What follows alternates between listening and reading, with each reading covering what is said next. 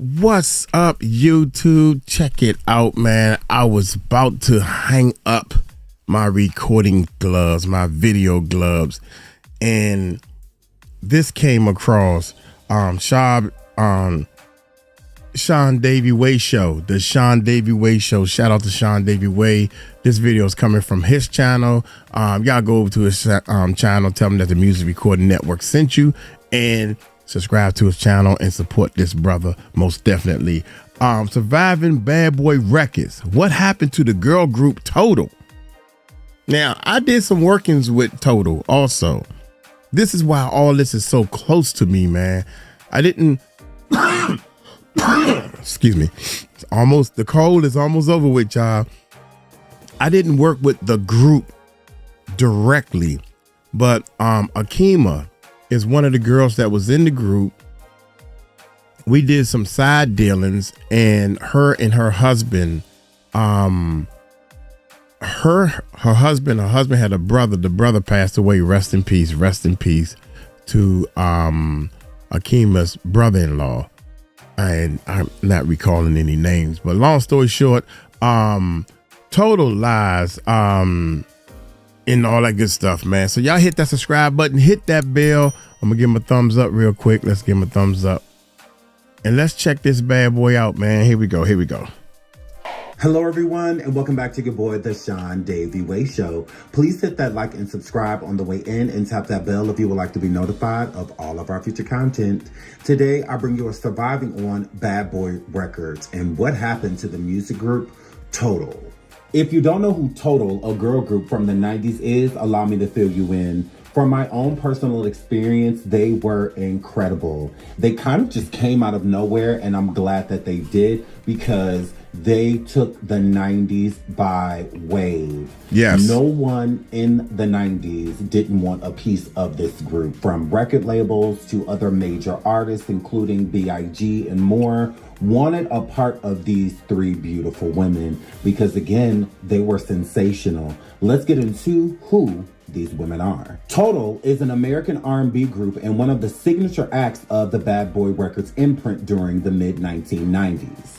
The group consisted of founding members Kima Rayner and Keisha Speedy. I think it's important to note how the group actually came together, and Kima and Keisha were the two first members of the group Total, and Total wasn't their original name. But Kima did an interview with Essence to state how the group came together, and I think that that is important to know the origin of how this R&B sensation got together. So, without holding you, let's jump into her interview from Essence. Kima from the group Total. I believe when people think of Bad Boy Records, they think of the Notorious B.I.G., Craig Mack, and others. But did you know, fun fact, that after Craig Mack and Biggie were signed to Bad Boy, the next artists that were signed were Total. So they're like the female pioneers, the first when it comes to Bad Boy, not Lil' Kim or people like that. No, literally Total. They were the first females ever signed to Bad Boy Records. So let's get into Kima.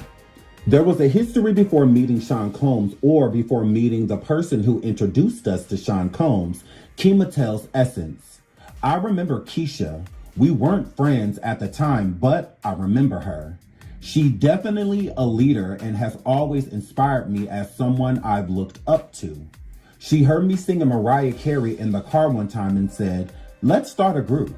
So she saw something in me that I didn't see in myself. She gave me that confidence and encouragement. From there, the two friends met a local producer who introduced them to Pam. Her quote, Kima, one day our producer was like, I think y'all should hear this other girl, Keisha said. She's got a dope sound, and I think y'all would all sound great together. Keisha admits Pam wasn't completely convinced that the group was the right fit for her at first, but says it didn't take her long to come around. So we took a listen to her stuff, and she came to meet us. When we asked her what she thought, she was like, I really like your stuff, but let me think about it. So in hindsight, Pam thought we might be a little too prissy for her. She laughs, but she got over it. She called us later on the next day and was like, let's do it. Side note, this is why I say it's important to know the true origin of a group, because how music labels push groups, we kind of have to put the story together on our own, because Pam was pushed to be more so of the lead of the group. And you have other groups like Destiny's Child, who's fathered one of the members of the group and built the group around their child. You would think that the group Total was built around Pam, and that's not the truth. Keisha is actually the one who put this group together. Facts.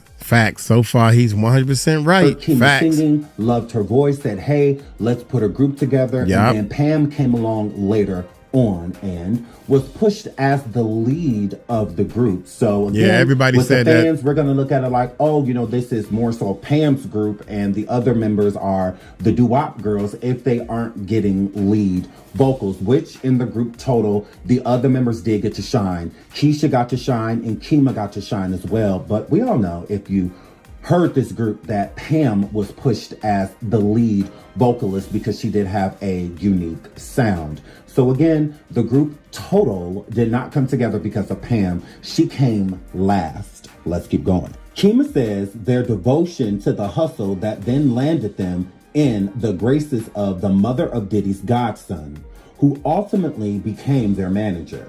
Before they knew it, Total was face to face with none other than the bad boy boss man himself. Kima's quote, so one day our manager pulled up and was like, you know your Total song that you guys made up? Put Puffy's name in it. After we did it, she came back and told us to get ready to meet him. Despite impressing Diddy with an impromptu vocal performance, Keisha says the group was slightly caught off guard by his initial response to their meeting. Her quote, he asked us a few questions and then we answered them. He was like, you girls are really good. I wish you a lot of luck. Just stay together and don't give up. We kind of felt a little bad when we left. The trio found out that Mr. Combs was much more interested in them than he led on. Quote, I remember when we got the call later on that night, Keisha said, so Total, Big, and Craig Mack were the first artists signed to Bad Boy, and the rest is history. Like many who start out young in the music industry and end up trying to navigate their way through adulthood in the public eye, the ladies admit that their journeys back to the stage wasn't always a united one. Quote, it was finished for the first moment, but this is the next chapter. We bowed out gracefully after our first run. Because of the circumstances, we never got to finish what that journey was, Keisha says. Total was initially a duo before Pamela Long joined. The group first met during the early 1990s. Their individual styles is what captured the audience's attention. Kima Rayner was the member who dressed on the casual chic. Keisha Spivey was more of a sexual look, and Pamela Long was the tomboy of the bunch. Pam's quote, I come from the straight up ghetto, and that's who I am. I hung out with guys my entire life because I thought females were petty. Long told the New York Daily News in 1996. My brother James would let me hang out with him, and he would school me on the ways of men. I love the way guys move, and that's how I learned to dance. I always hated the way females dance to prissy. The group's prissy style was actually what turned Long off. She first met her future group mates when they were rehearsing as a duet in a studio near their hometown in Somerset, New Jersey. At the time, Long was a solo artist. When first approached with the idea to become a trip, Long admitted she said no way. Thankfully, she quickly gave in. But I learned I couldn't judge someone from the outside, she says, and now look where we are. The trio made their first appearance singing the hook on the Notorious B.I.G.'s debut single, Juicy, garnering attention for the new group. They were also featured on the original version of the hip-hop remix of his next single, One More Chance. They then immediately hit the studio with Bad Boy Records CEO Sean Puffy Combs and began working on their debut album. The first single, Can't You See, first appeared on the soundtrack to the 1995 motion picture, New Jersey Drive. The song featured the Notorious B.I.G. and peaked at number 13 on the Billboard Hot 100, as well as number 2 on the R&B chart. Side note, so it's no coincidence that the Notorious B.I.G. hopped on their first single, Can't You See, because it was like him returning a favor. They had helped him by jumping on his first two tracks like Juicy and the remix of One More Chance and whatnot. And those were big songs for the Notorious B.I.G. So, of course, he loved the group Total. They had a great rapport. And musically, they gelled really well. Because Can't You See was a national anthem in every neighborhood, especially black neighborhoods. That was a really, really big song. How the Notorious B.I.G. came in very dominant with those lyrics, like the first couple bars from that track. It's like you'll never forget. Everybody knows the beginning of the production of that beat really gets the crowd moving and the party jumping. When he came in, it was an amazing, amazing song. And still to this day, that song knocks. Can't You See was monumental. Yes. So shout out to Notorious B.I.G. and shout out to Total because, again, they were musical gel. They gelled well instantly. It's like Biggie was a part of the group. So shout out to all of them because they did that. Moving right along. Their self-titled debut album was released nearly a year after the single. Total produced two more R&B top 10 hits, including Off the No Hook. One Else and its remix featuring Lil' Kim, Foxy Brown, and Da Brat. Right. And Kissing You. And its Kissing remix featuring You. Sean Puffy Combs. The album was certified platinum by the RIAA. While recording their second album, they appeared on numerous top 10 singles, including LL Cool J. I forgot all about that. Who Do You Love? Foxy Brown, I Can't, and Mace's What You Want, featuring Keisha Epps, and Pamela Long sung the chorus on the hit Hypnotized by the Notorious B.I.G.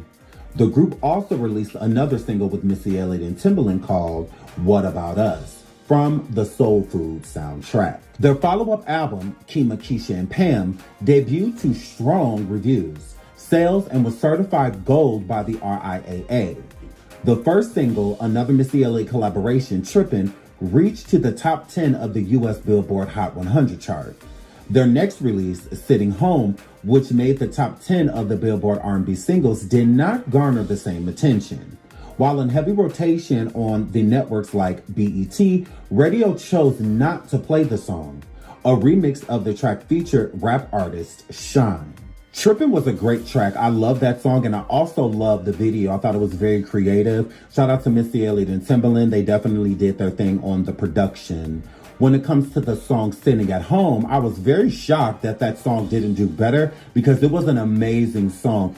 We loved it. I love the video. I love that choreography. I like when they did little mini stories inside of their videos back in the day. People really don't do that as much as they used to. Yes. So I thought it was great, and it really didn't get any radio play. The only time you really seen or heard the song is if you were watching VH1 or BET. Like 106 and Park had it in heavy rotation. I believe it was number one a couple times on the countdown over there. So you have to be in selected places to hear songs from that second album. Now, I will admit Trippin' did a lot better than Sitting at Home, which again is weird to me because both of them are amazing tracks. So when Shine got on the remix, I didn't think that was going to be too helpful because of everything that was going on in the press with Shine and Diddy and Jennifer Lopez at the time. So I don't think it was a good look to put someone like that on the track. But again, the track wasn't getting rotation before the remix, and the original version is the best version. So that was very shocking. What I think happened is that Bad Boy Records stopped pushing the group Total because Diddy only did what he needed to do to get what he needed out of groups before he disposed of them. And at that point in time, I felt that he was already ready to jump off of the Total bandwagon because he had signed so many different artists within the time of their releases of their albums. So I feel that he was biting off more than he could chew, but he really didn't care because he was chewing well. He was eating well. The group members were not. So Total helped launch Bad Boy Records just like the Notorious B.I.G. and Craig Mack, but they were not getting their just due. They were not getting what they deserved, Yes. but Diddy definitely was. He loved to, again, chew up an artist, spit them out, and move on to the next, meaning get as much money as he can out of their projects and then move on. And that's exactly what happened while they are all signed to horrible contracts and want to move on to continue their careers, but he could care less, if y'all stick here with me and I keep collecting the royalties and whatnot off of these albums, I get to make money in my sleep. If y'all move on and join other record labels and whatnot, then I won't make as much money because I will have to barter and trade. And I don't want to do that. I signed you to a certain amount of album deal. We got 2 of those albums out. You still owe me a couple. And until I get them, you can't move. And again, she is the one that was making all the money. The group was not. So I just feel that Diddy was ready to move on from the group, but just didn't want to tell them. Keep this image that he cares about them and loves them and he got their back. Whole time, it's the complete opposite. But let's keep going. Fun fact about the group Total. Their original name was Total Opposites. Kima was the chic one, Keisha was the sexy one, and Pam was more so of like the tomboy. Their name changed to just Total because of Sean Puffy Combs. He kept calling them Total and it just kind of stuck. So they went forward with the name Total for their music group instead of the name Total Opposites. So just a fun fact, they didn't start off as the group Total.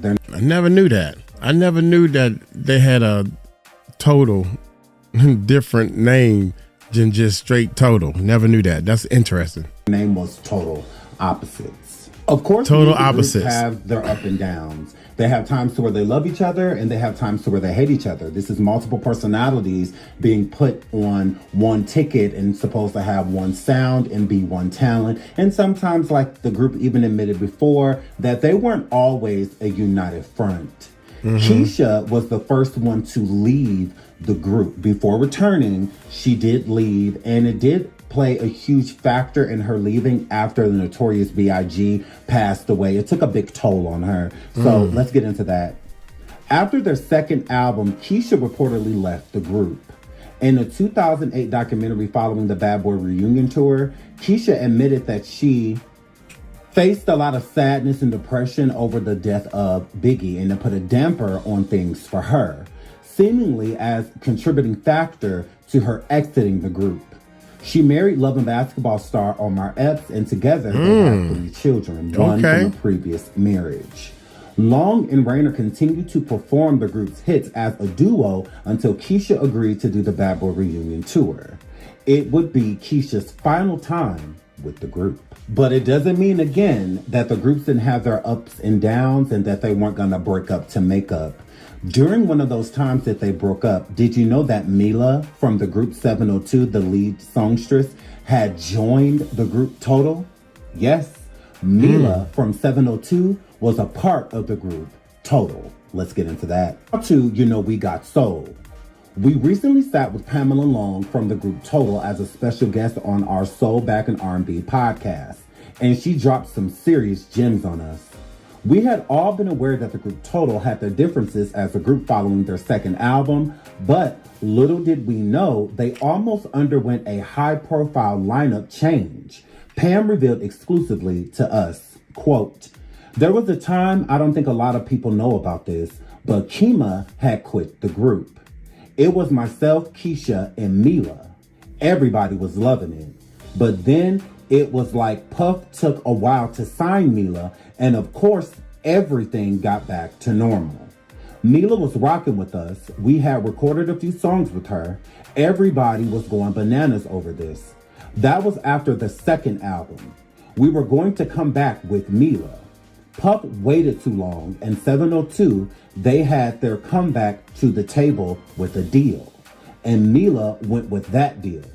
We recorded some songs with Mila that we still have. When I say it was fire, it was fire. Then Puff started calling us the Chocolate Girls because Mila and I are more dark-skinned than Keisha. Side note, so at the time, Mila was leaving the group 702, although they didn't have anything contractually keeping them together. So, of course, everybody needs work. Pam reached out to Mila to join the group after Keisha and Kima had left, but Keisha returned soon after. Kima stayed gone. So they tried to replace her with Mila. Puff, being the colorist that he is, decided to change their name to the Chocolate Girls because Mila and Pam are darker women, melanated women. I don't feel there was a need to change the name at all. You're only getting rid of one member, which was Kima, and Mila joining the group does not mean all of y'all are dark. So let's call you something that relates to that. To me, that was very disgusting. There was no reason to change the name. If so, I feel that the women should have did it on their own. I think Puff was dragging his feet because he did not like the fact that Mila was so dark-skinned. I really feel that way. I feel if they would have replaced her with someone of a lighter tone, I think Puffy would have been more behind the project and getting them back onto the stage. Because what is the point of Mila coming in and recording with them, bringing new songs and stuff to the table, just for Diddy to say no? Again, the music was great. Mila is an incredible singer. You got Pam, very talented. And you got Keisha, very talented as well. What is the problem? The problem is the group was too dark. Hence the name, the Chocolate Girls. I feel that that is very offensive. I don't think that it was like, oh, I have a good idea. Let's change your name to the Chocolate Girls. Like, no, I think it was offensive, and him basically insulting them and letting Pam down easy by saying, I'm not feeling this. Because again, he was dragging his feet. He could have easily put this group together. So 702 got an opportunity to come back together, and Mila went with that deal instead of the replacement for the total group package. So I'm actually glad that Mila got back with 702 because they were an amazing group on their own. And I think that it would have caused a lot of rivalry with the fans and whatnot, the 702 fans trying to get behind Total because it wasn't who they loved. You know, they loved 702 and they loved Total, and these are two separate groups. So I, in my honest opinion, do not think that it would have been a good look for Mila to join the group just because of diehard fans. So let's keep it going. Total also had a past with Wendy Williams, and not a good one. Kind of volatile and violent. Wendy Williams and Sean Diddy Combs have had beef with each other for years. If you've been under a rock, you don't know this. Let me lift the rock and scream down there that, hey, Wendy Williams and Sean Diddy or Sean Puffy Combs do not like each other until Wendy got her daytime talk show, and her and Sean Puffy Combs kind of squashed their beef on an international scale. But when she had her radio show, Diddy allegedly took a part in getting her fired from it. Let's get into that. The drama between the pair began in the 1990s when Williams spoke out against Diddy on her radio show, Hot 97, on multiple occasions. In 1998, Williams was fired from the radio show and has maintained a belief that Diddy played a role in it. All right, note, I'm going to have to agree with Wendy Williams. I do think that Diddy, especially having a lot of power at that point in time, took a role in getting her fired from the show. But did you know he also sent the group Total down to Wendy Williams' radio podcast, if you will, to jump her? Yes. Diddy, as known to send people, henchmen and others, to do his dirty work, sent the group Total down to the radio station, Hot 97 at the time, to jump Wendy Williams. Let's get into that. Before being fired from Hot 97, Williams claimed in 2005 during her radio show, The Wendy Williams Experience, that she almost got jumped by the girl group Total, who was signed to Diddy's record label, Bad Boy Records. Williams recalled the alleged moment and hinted that Diddy was involved during a 2019 episode of her talk show. Wendy's quote, "Once upon a time, there was a music mogul who sent his all-girl group to beat my ASS in front of the radio station. Fact," she claimed. "I finished my shift, wound up my headphones, put my bag on my arm, and I see everybody lined up at the window looking down on the sidewalk." Williams explained that she was dating ex-husband Kevin Hunter at the time, and they had encountered the musical act. "I find this girl group jump out of a gypsy cab and come after me," she alleged, "to beat my ASS. For what? You know what I said was true. You were all broke and you were living in the project, and that was that. Remember, I got off the air one day and them the total downstairs waiting, and everybody upstairs at the radio station is looking down, egging it on, waiting for something to go down. I wasn't yet married. My knight in shining armor screeched up in his car just out of nowhere. I didn't even know what was about to happen. Skell hiding like a girl. Thanks, Skell. I'm standing in the door like, what? And I'm literally about to go through. Now, I'm not like, what, let's fight. Because I'm not one of those type of broads. And plus, there was 3 of them out of nowhere. This is like when I think we were first starting to date. We were brand new into it. You know, there were little signs. You know how little signs kick in that certain people are meant to be in your life and stuff. There were a lot of those that happened before, you know, we actually sealed the deal. And that was like one of them. Like, God only knows what would have happened if I got out on the sidewalk and everything like that. Papers going flying, you know, Skell cowering. The little Chinese man that drove the van that they were coming. There was no security or anything. It was just them 3 fighting broads. Side note, the fact, the girl group Total was told by Diddy to go down to the radio station and beat up Wendy Williams. She had stated on the air that Total was broke and that they were living in the projects. They weren't making any money at Bad Boy Records. And honestly, it was true. I was getting ready to say, well, actually, facts. That's facts. It was true. It was true. I'm gonna say something at the end. All humbled and working their own jobs. Kima even spoke on the fact that she was still in school. She was working a 9 to 5, and we're going to get into that too. We'll jump right into that. All righty. Yeah, she was telling the truth, but of course, Diddy and his big ego, being a narcissist, did not want that information out there. He wanted to make it seem like all of his artists were living luxurious lives and whatnot, and they weren't. They were basically next to poor because they owed the label so much money. Again, you don't get to just run free with that money that they're giving you. You have to give it back, and sometimes the bill outweighs what's inside of your account. But let's jump into Kima stating that she had been humbled in the industry long ago. Jumping back into Total's interview with Essence. For Kima, the hard times that the group members went through, both individually and together, are a testament of their authenticity. Her quote, "I believe real respect's real, and we're real. When we're at odds, we're at odds. When it was real, and that's why people gravitate towards us." Kima also opened up about how her own reality changed during the group's hiatus. Some people assume that because you have an opportunity to do this or that there won't be any ups and downs.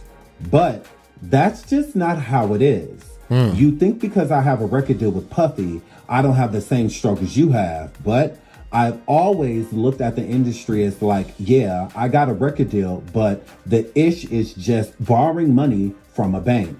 You gotta pay it back. At the end of the day, it's a job. You get out what you put in. To elaborate on my journey, I went to school, I have a 9 to 5, I work a regular job. Although I love Total, at some point, that ish is non-existent for me. I still have to feel good about me and feel like I was accomplishing something.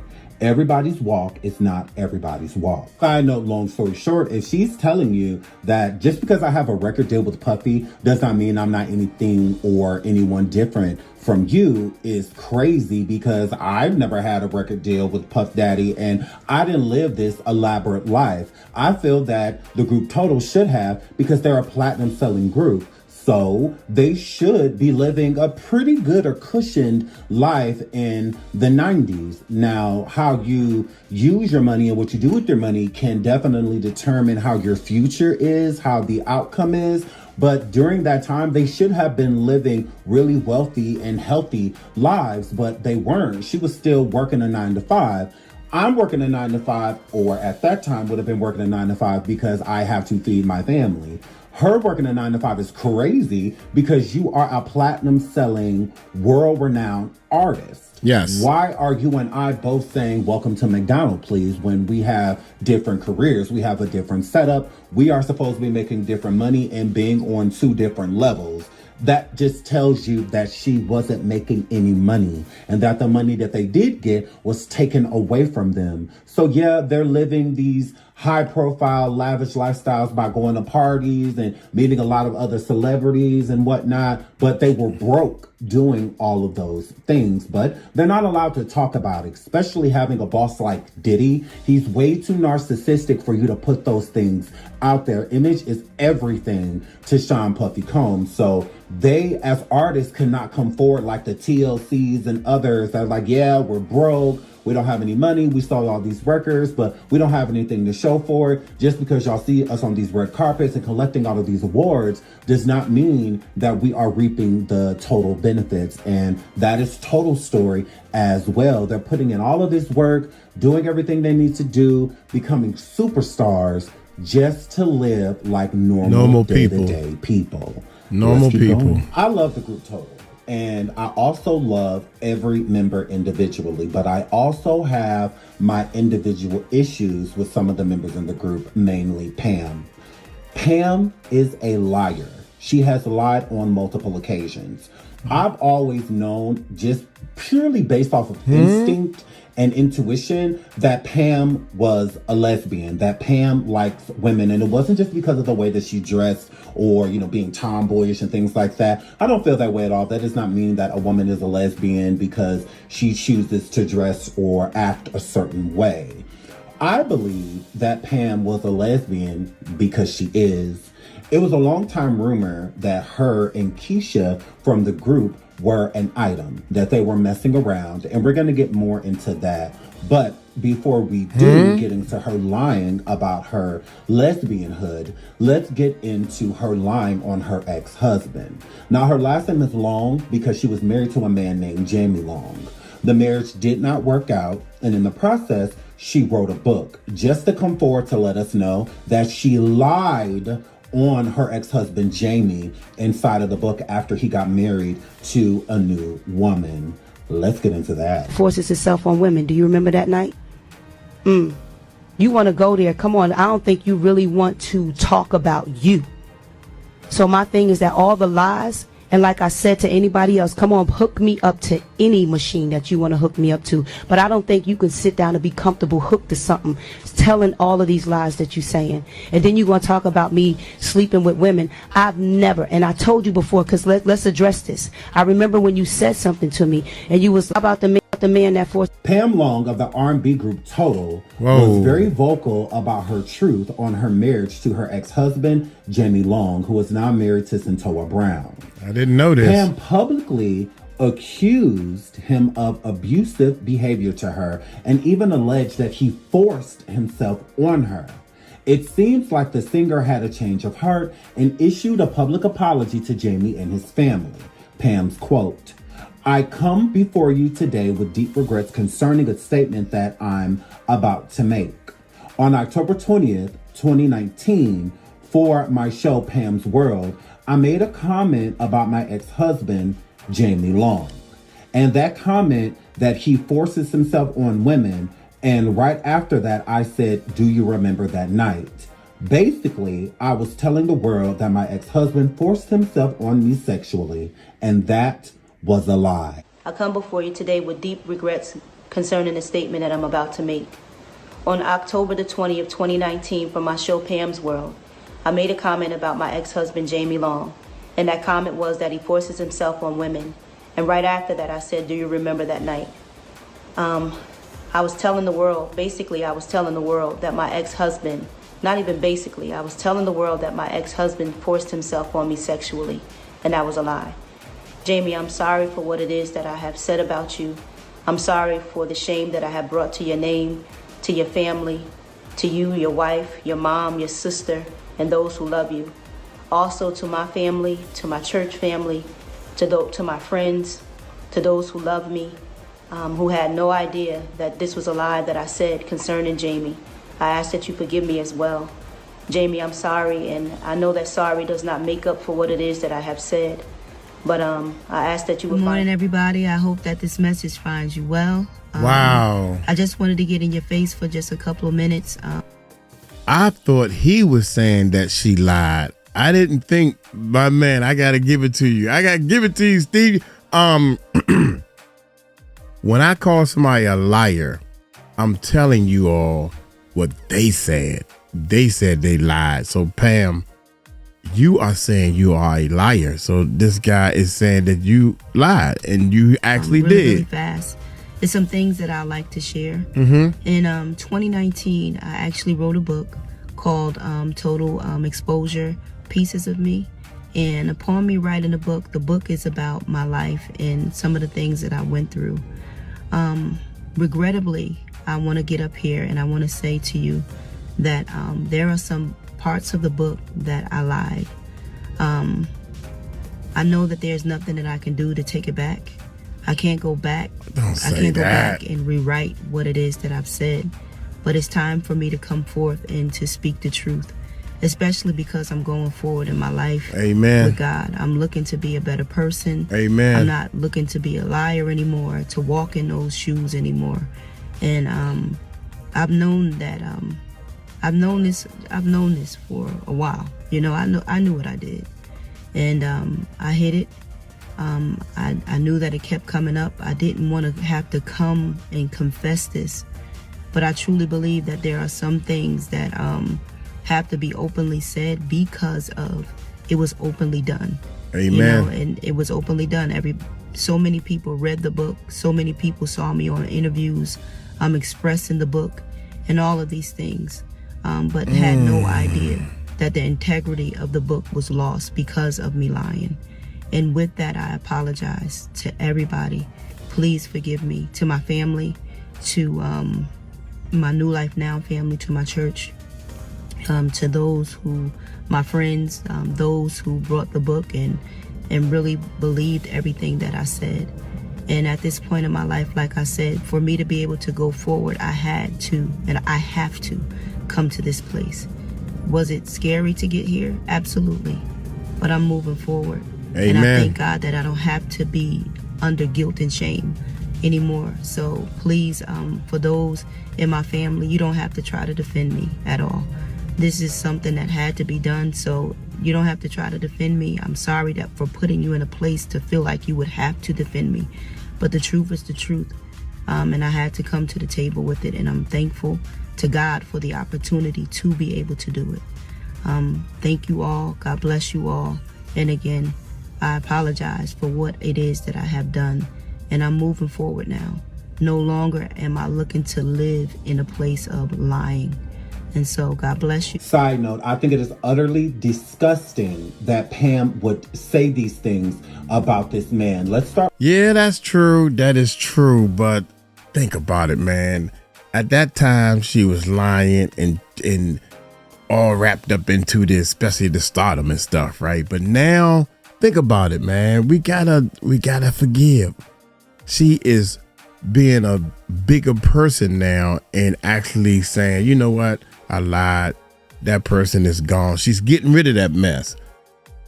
I'm telling y'all that I lied and I'm moving forward with my life so she can get rid of that. You got to drop it at the altar, baby. You got to drop it. With Jamie. So here we go. Lying.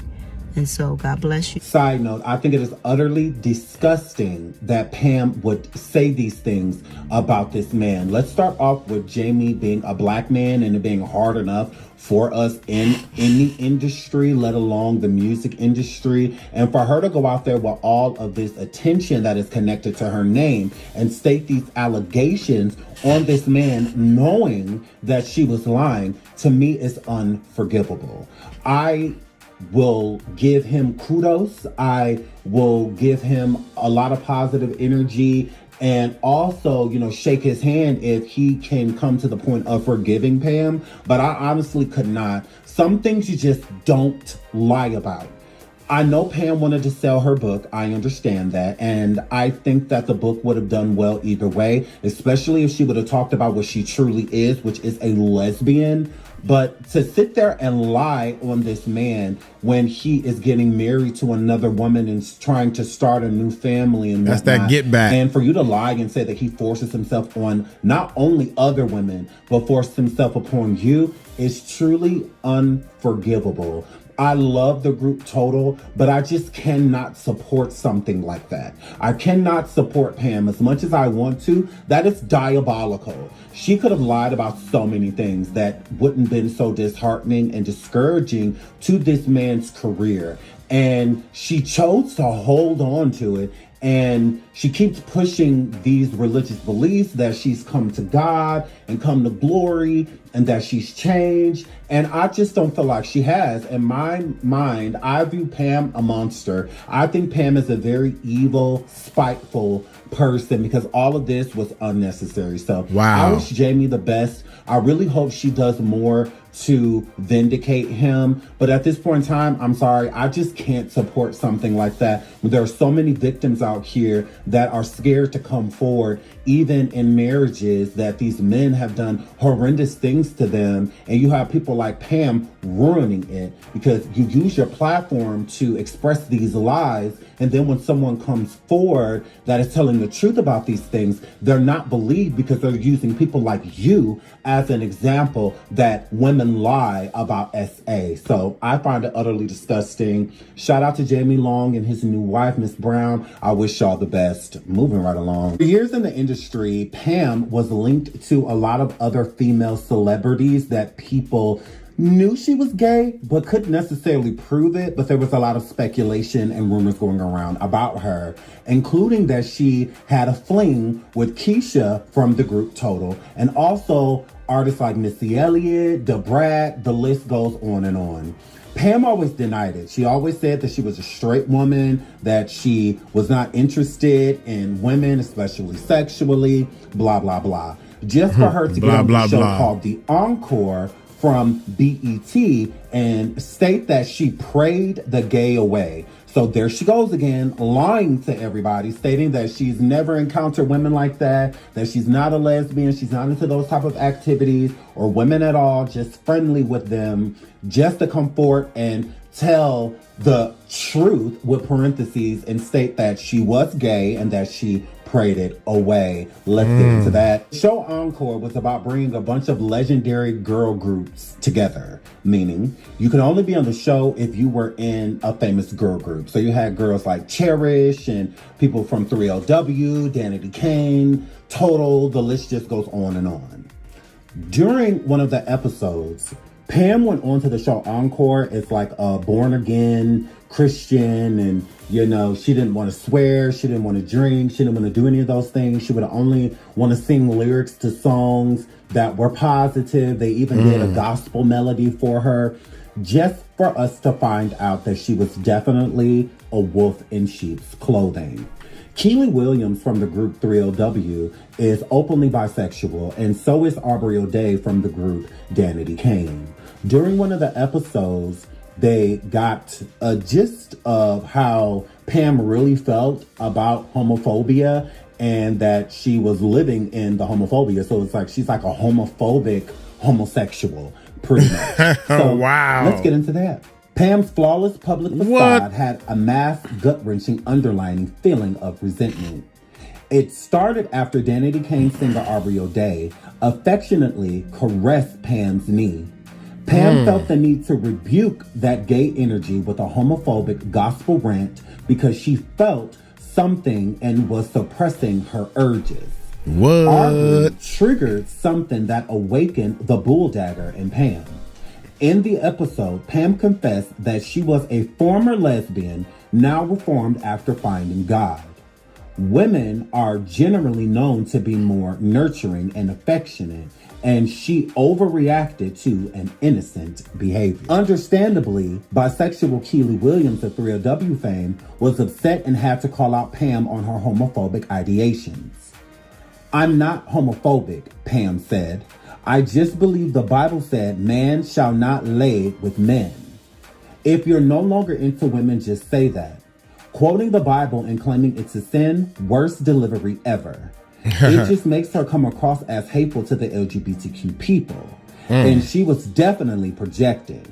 On a more positive note, happy Pride Month, says Keely Williams. Anybody else, come on, hook me up to any machine that you want to hook me up to. But I don't think you can sit down and be comfortable hooked to something.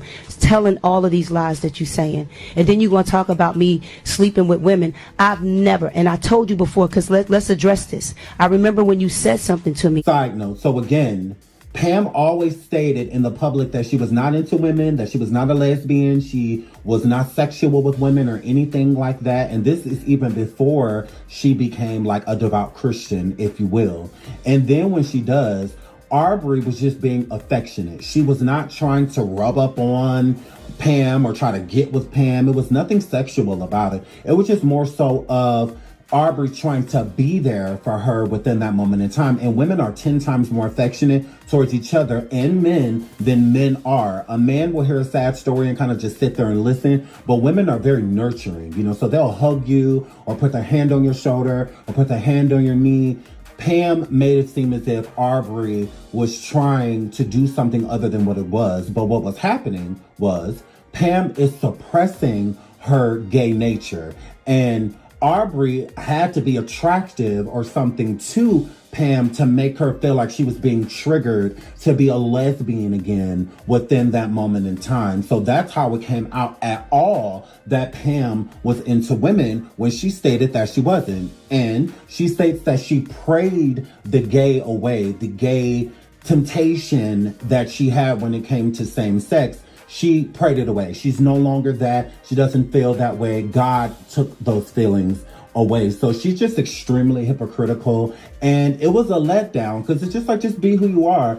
If you're not interested in being a lesbian, just say, you know what? Back in the day, I was into girls. I was doing things with girls, but now I just don't feel that. You know, I just want to be with a man. I was bisexual, still am bisexual, but I'm, you know, going down the path of what the Bible is stating. I think that's a little easier to drink in than trying to make it seem as if you are homophobic. Like, you don't get down with gay people. You don't want gay people around you. You don't want gay people touching you, bisexual people touching you, you know, things like that. To me, it's just really hypocritical and it's disgusting behavior. It's different when someone that has always been a straight person like their whole life versus someone that was actually on that bandwagon doing same-sex things to now wanting to act as if that is beneath them, you know. So it was very disappointing, and I think a lot of her fans that are lesbians or gay were very disappointed by Pam's behavior on that show when it came to homosexuality, when she's a part of the community herself. But I digress. Let's keep going. Where is the group Total now? Where are they now? That's what I want to know. The group Total is currently working on a new album and is rumored to have a fourth member in addition to Kima. In 2024, Kima and Dyson joined the Queens of R&B tour with Escape, SWV, 702, and Maya. Allegedly, the group is in the studio right now, and there's allegedly a new fourth member that has been placed in the group Total. Now, we'll see the group Total goes up and down. 1 minute they're together, 1 minute they're not. 1 minute they are the original group, and then the next minute they are not. So I wish them the best. We love their music. They will always be legends in our mind. They have such a soulful, inspirational sound. And we just love to see the women together. We honestly do. I will always be a fan of the group Total.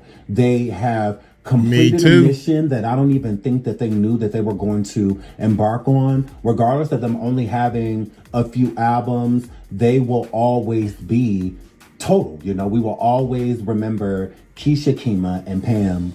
Pam has worked on some solo material. So has Kima. Keisha has been focusing on acting, just like her legendary actor husband, Omar Epps.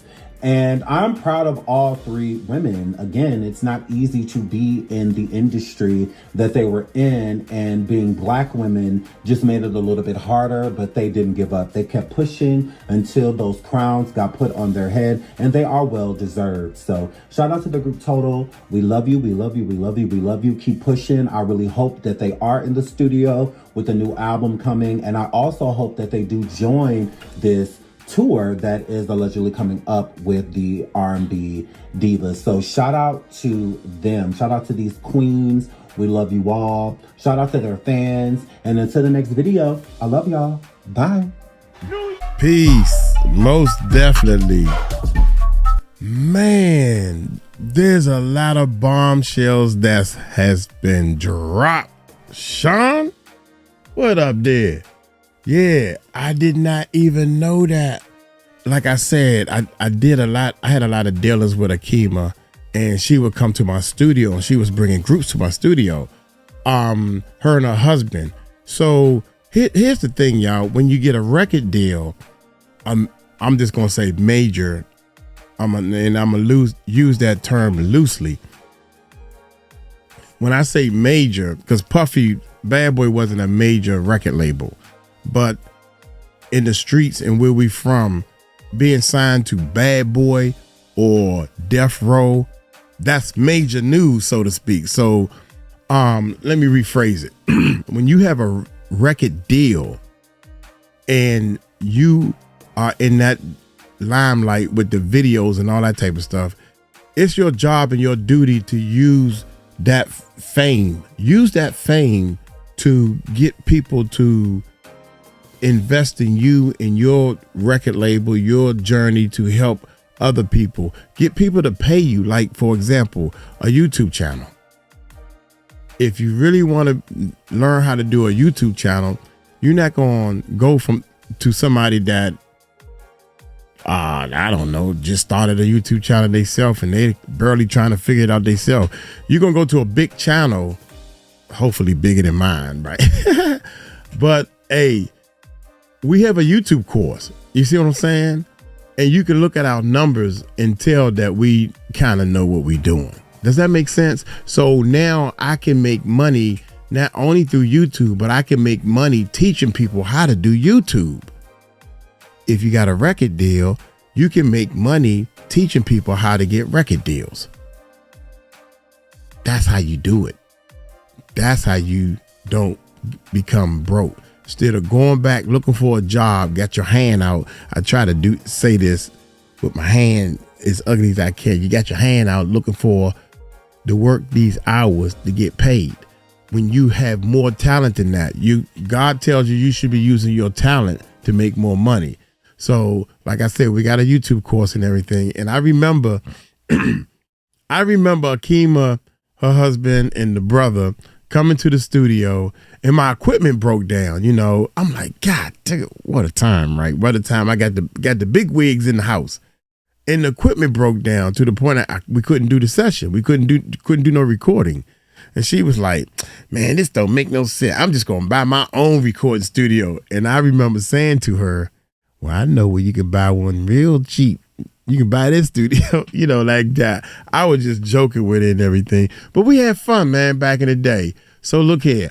I'm going to get on up out of here. I learned a lot. And this is how you learn what's going on in the industry, because it's a lot of things I didn't know. I didn't know Pam was gay, or if she thinks she gay or she thinks she not gay. I didn't know that. I didn't even think of the girls like that. I was strictly on business. The sexual part of the music industry, I ain't do none of that. I ain't even look at, oh, she cute. But I think all women cute. That's what I think. Yeah, so I'm gonna get on up out of here, man. Hey, y'all take it light, take it slow. Tell them Uncle Mike told you so. Peace out.